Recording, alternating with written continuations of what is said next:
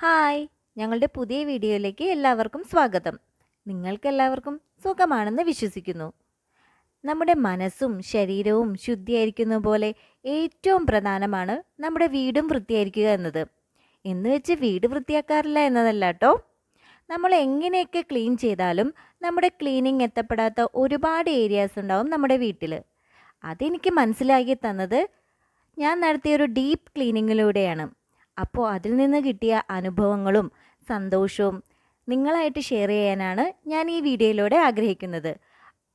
ഹസ്ബൻഡും കുട്ടികളും മാലയിടുന്ന തീരുമാനിച്ചപ്പോൾ തന്നെ ഞാൻ മനസ്സിൽ ഉറപ്പിച്ചതാണ് ഇതുപോലൊരു ചിട്ടയായ ക്ലീനിങ്. അതിൻ്റെ ആദ്യപടിയെന്നോണം ഞാൻ ചെയ്തത് കബോർഡിനുള്ളിലെ എല്ലാ ഡ്രസ്സുകളും എടുത്ത് കഴുകി അത് ഉണക്കാനിട്ടു എന്നതാണ്. അതോടൊപ്പം തന്നെ ബെഡും സോഫയും എല്ലാം ഞാൻ വെയിലത്തേക്ക് ഇട്ടു. ഇതിനിടയിൽ അമ്മ കിച്ചണിലെ ക്ലീനിങ് തുടങ്ങി വെച്ചിട്ടുണ്ടായിരുന്നു. ഫ്രിഡ്ജൊക്കെ തുടച്ചിട്ട് പാത്രങ്ങളെല്ലാം കഴുകി വെച്ചു. അതിനുശേഷമാണ് നമ്മൾ ഉപയോഗിക്കാത്ത കുറേ ടിന്നുകളും മൂടികളൊക്കെ ഇരിക്കുന്നുണ്ടായിരുന്നു. അപ്പോൾ അമ്മ അതെല്ലാം കഴുകിയിട്ട് അത് ഡ്രൈ ആക്കാൻ വേണ്ടി വെച്ചു.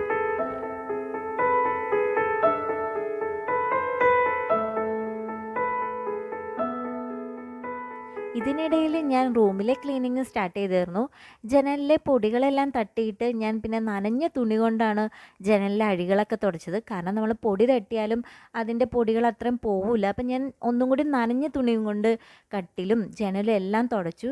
പിന്നെ ജനലിലെ കർട്ടൻസൊക്കെ ഞാൻ 2 ദിവസം മുമ്പേ കഴുകി ഉണക്കി വെച്ചിട്ടുണ്ടായിരുന്നു. കാരണം കുറേ കർട്ടനുകളുണ്ടായിരുന്നു. അപ്പോൾ നമ്മൾ ഒരുമിച്ചിട്ട് അലക്കി കഴിഞ്ഞ് കഴിഞ്ഞാൽ അത് എത്രത്തോളം എഫക്റ്റീവ് ആവുമെന്ന് അറിയില്ലായിരുന്നു. അതുകൊണ്ട് ഞാൻ എല്ലാവരും നേരത്തെ അത് ചെയ്ത് വെച്ചിരുന്നു.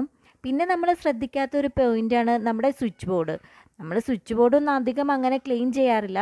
അപ്പം ഞാൻ ഇങ്ങനത്തെ ഒരു വീഡിയോ ആയതുകൊണ്ട് തന്നെ സ്വിച്ച് ബോർഡും കൂടി ക്ലീൻ ചെയ്യാമെന്ന് വിചാരിച്ചു. അപ്പോൾ ആദ്യം തന്നെ അതൊന്ന് പൊടി തട്ടിയിട്ട് അത് ഞാൻ നനഞ്ഞ തുണിയും കൊണ്ടും കൂടി ഒന്ന് തുടച്ചേർന്നു കേട്ടോ.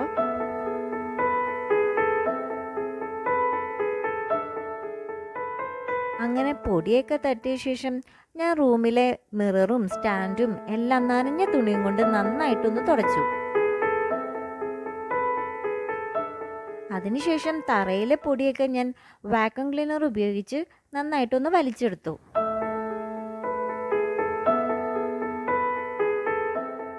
റൂമിൽ കുറേയധികം പൊടിയുണ്ടായിരുന്നു. അതായത് ജനാല തട്ടിയപ്പോഴുള്ള പൊടിയും മാറാല തൂത്തപ്പോഴുള്ള പൊടിയും എല്ലാം ഫ്ലോറിലായിരുന്നു വീണേർന്നേ. അപ്പം ഞാൻ ഫ്ലോറ് വാക്വം ക്ലീനർ ഉപയോഗിച്ചിട്ട് നന്നായിട്ട് ക്ലീൻ ചെയ്തിട്ടാണ് തുടച്ചത്. കാരണം എങ്കിൽ മാത്രമേ നമ്മുടെ മുറി ശരിക്കും വൃത്തിയാവുകയുള്ളൂ. ഹാൻഡ് റെയിൽ തുടച്ചപ്പോഴാണ് അതിൽ എത്രത്തോളം പൊടിയുണ്ടെന്ന് മനസ്സിലായത്. കാരണം അത് പുറമേ നിന്ന് നോക്കുമ്പോൾ നല്ല ക്ലീനായിട്ട് ഫീൽ ചെയ്യുമെങ്കിലും ഒരു നനഞ്ഞ തുണി കൊണ്ട് ശരിക്കും ഒന്ന് തുടച്ചപ്പോഴാണ് അതിനകത്ത് എത്രത്തോളം പൊടിയുണ്ടെന്ന് നമുക്ക് മനസ്സിലാവുന്നത്. കിടക്കയും സോഫ സെറ്റിയൊക്കെ ഞാൻ നേരത്തെ വെയിലത്തിട്ടിട്ടുണ്ടായിരുന്നു പൊടിയൊക്കെ തട്ടി. പക്ഷേ എന്നാലും അതിൻ്റെ കോർണറിലൊക്കെ ഉള്ള പൊടി ശരിക്കും പോകണമെങ്കിൽ ഒരു നനഞ്ഞ തുണിയും കൊണ്ട് ശരിക്കും തുടയ്ക്കണമായിരുന്നു. അപ്പം നല്ല വെയിലുണ്ടായിരുന്നു. അപ്പോൾ അതുകൊണ്ട് ഞാൻ നന്നായിട്ട് തന്നെ വെള്ളം വെച്ചിട്ടാണ് കിടക്ക തുടച്ചത്. പെട്ടെന്ന് തന്നെ ഉണങ്ങിയും കിട്ടിയിട്ടോ, കാരണം നല്ല വെയിലായിരുന്നു. തിരിച്ചും മറിച്ചും ഒക്കെ ഇട്ട് തുടച്ചിട്ടാണ് ഞാനത് വെയിലത്തേക്ക് ഇട്ടത്.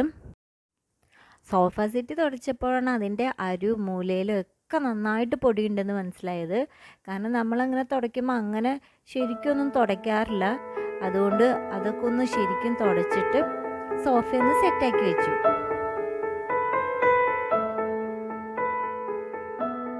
പിന്നീട് ഞാൻ എല്ലാ ചവിട്ടികളും എടുത്ത് കഴുകി എല്ലാ മുറിയിലെയും എല്ലാ ചവിട്ടികളും എടുത്തിരുന്നു. സാധാരണ ഞാൻ പൊടി തട്ടാറ് അല്ലെങ്കിൽ വാക്വം ക്ലീനർ ഉപയോഗിച്ചിട്ട് പൊടി വലിക്കാറ് ചെയ്യാറുണ്ട്. ഇന്ന് ഞാൻ എല്ലാം എടുത്ത് കഴുകിയിരുന്നു. നല്ല വെയിലുള്ളത് കൊണ്ട് തന്നെ എല്ലാം പെട്ടെന്ന് ഉണങ്ങിയും കിട്ടിയിരുന്നു. പിന്നെ ടൈലിൻ്റെ പുറത്തിട്ട് കാരണം അതിൻ്റെ ചൂടും കൊണ്ട് തന്നെ ചവിട്ടികളെല്ലാം പെട്ടെന്ന് ഉണങ്ങി കിട്ടിയിരുന്നു.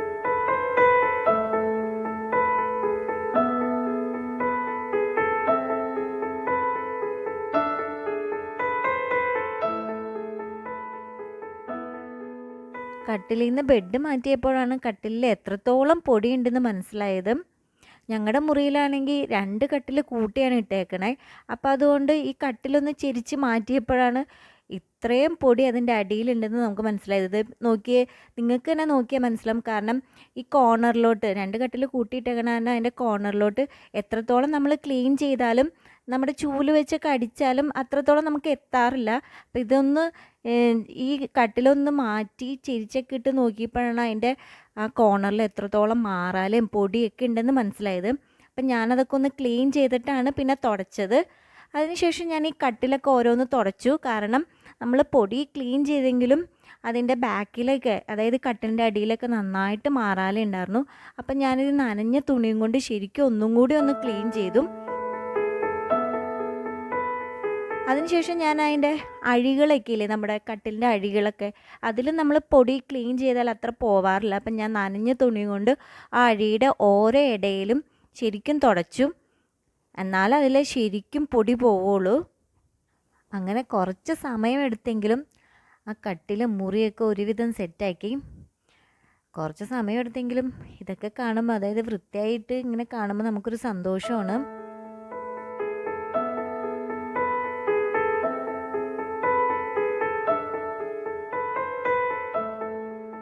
പേഴ്സണലി എനിക്ക് ക്ലീനിങ്ങിൽ ഏറ്റവും ബുദ്ധിമുട്ടുള്ള ഏരിയ എന്ന് പറയുന്നത് ഫാനാണ്. ഒന്നാമത് നമ്മളത് എത്തിപ്പിടിച്ച് തുടയ്ക്കുകയാണെങ്കിൽ ലീഫിൻ്റെ അടിഭാഗം മാത്രമേ തുടച്ച് വിടാറുള്ളൂ. പക്ഷേ ലീഫിൻ്റെ മോൾ ഭാഗത്തായിരിക്കും ഏറ്റവും കൂടുതൽ പൊടി. അപ്പോൾ ഇപ്രാവശ്യം ഞങ്ങൾ എല്ലാ മുറിയിലെ എല്ലാ ഫാനും നന്നായിട്ട് തുടച്ച് വൃത്തിയാക്കി വെച്ചു. അങ്ങനെ അകത്തെ ക്ലീനിങ്ങൊക്കെ ഒരുവിധം ഓക്കെ ആക്കി. പിന്നെ ഞങ്ങൾ പുറത്തെ ഏരിയയിലെ ക്ലീനിങ് ചെയ്യാമെന്ന് വെച്ചു. അതായത് വർക്ക് ഏരിയയിലെ പാത്രം കഴുകുന്ന സ്ഥലവും അതുപോലെ പുറത്തെ പൈപ്പിൻ്റെയൊക്കെ ഏരിയയിൽ ഒന്ന് ക്ലീൻ ആക്കാമെന്ന് വിചാരിച്ചു. അവിടെ ദിവസവും യൂസ് ചെയ്യുന്നതാണ്, എന്നാലും വെറുതെ ഒന്ന് ജസ്റ്റ് കഴുകാറുള്ളൂ. അപ്പോൾ നന്നായിട്ട് പായൽ പിടിച്ചിരിക്കുകയാണ്. നിങ്ങൾക്ക് തന്നെ കാണാമല്ലോ, നന്നായിട്ട് പായൽ പിടിച്ചിട്ടുണ്ട്. അപ്പം ഞാൻ ഇപ്രാവശ്യം അത് ഒന്ന് കഴുകിയിട്ട് അതിനകത്ത് ഇത്തിരി സോപ്പ് പൊടിയൊക്കെ ഇട്ട് ഒരു നല്ല ബലമുള്ള ബ്രഷും കൊണ്ട് ഒന്ന് ശരിക്കും ഉരച്ചാണ് കഴുകിയത്. നമ്മൾ അകത്തെ വാഷ് ബേസിനൊക്കെ എപ്പോഴും കഴുകണോണ്ട് നമുക്ക് അത്രയും പ്രശ്നമില്ല. പക്ഷേ ഈ പുറത്ത് ഈ പായലൊക്കെ പിടിച്ചിരിക്കണോണ്ട് നന്നായിട്ട് ഉരച്ച് കഴുകാൻ ചെയ്തത്. എങ്കിൽ മാത്രമേ അതിൻ്റെ പായലൊക്കെ ശരിക്കും റിമൂവ് ആവുള്ളൂ. പുറത്ത് സൺസൈഡിൻ്റെ മുകളിലൊക്കെ നന്നായിട്ട് മാറാലുണ്ടായിരുന്നു. അപ്പോൾ നമ്മൾ എപ്പോഴും ആ മാറാലയൊന്നും തുടയ്ക്കാറില്ല, കാരണം മുകളിലാണ് ഇതുള്ളത്. അപ്പോൾ അതുകൊണ്ട് നമ്മുടെ കാർ പോർച്ചിൻ്റെ ഷീറ്റിൻ്റെ മുകളിലൊക്കെ കയറി നിന്ന് ഒരുവിധമാണ് ആ മാറാലയൊക്കെ ഒന്ന് ക്ലീൻ ചെയ്തത്. അങ്ങനെ ഏകദേശം ക്ലീനിങ് പരിപാടിയൊക്കെ കഴിഞ്ഞു. ഇനി ബാക്കിയുള്ള ഉദ്യമം എന്ന് പറയുന്നത് നമ്മൾ ക്ലീൻ ചെയ്ത ഡ്രസ്സുകളും അതുപോലെ കർട്ടനുകളും ഇതെല്ലാം നമ്മുടെ കബോർഡിലോട്ട് യഥാസ്ഥാനത്ത് വെക്കാമെന്നാണ്. എല്ലാവരുടെ ഡ്രസ്സുകളും കൂട്ടിക്കൊഴിഞ്ഞൊക്കെയാണ് കിടക്കുന്നത്. അപ്പോൾ അതൊക്കെ ഒന്ന് ശരിയാക്കി വെക്കണം. അപ്പം ഞാൻ അതിനു മുമ്പ് തന്നെ കബോർഡൊക്കെ ഒന്ന് തുടച്ചിട്ട് അതിനകത്ത് ന്യൂസ് പേപ്പറൊക്കെ വിരിച്ചായിരുന്നു.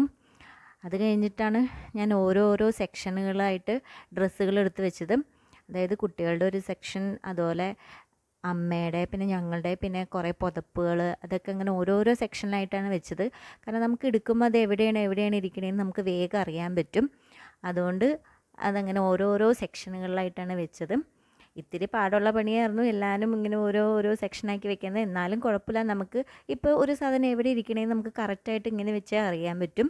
അതിനുശേഷം ഞാൻ കർട്ടനുകളൊക്കെ ഞാൻ ഇടാണ്. അപ്പം ഞങ്ങൾ എന്ത് ചെയ്തതെന്ന് വെച്ചാൽ ഓരോ റൂമിലെയും ഏതാണ് കർട്ടൻ എന്നൊക്കെ ചെറുതായിട്ടൊന്ന് നോട്ട് ചെയ്ത് വെച്ചിട്ടുണ്ടായിരുന്നു. കാരണം നമ്മൾ കർട്ടൻ പല സൈസ് ഉള്ളതല്ലേ, അതായത് ജനലുകളൊക്കെ പല സൈസ് ഉള്ളതായിരുന്നു.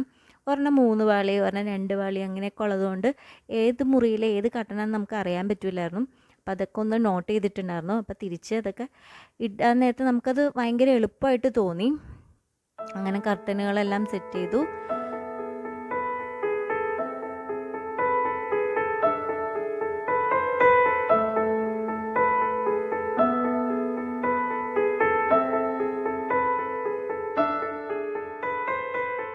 ഏകദേശം 2 ദിവസം എടുത്തു ഈ ക്ലീനിങ് പൂർത്തിയാക്കാൻ.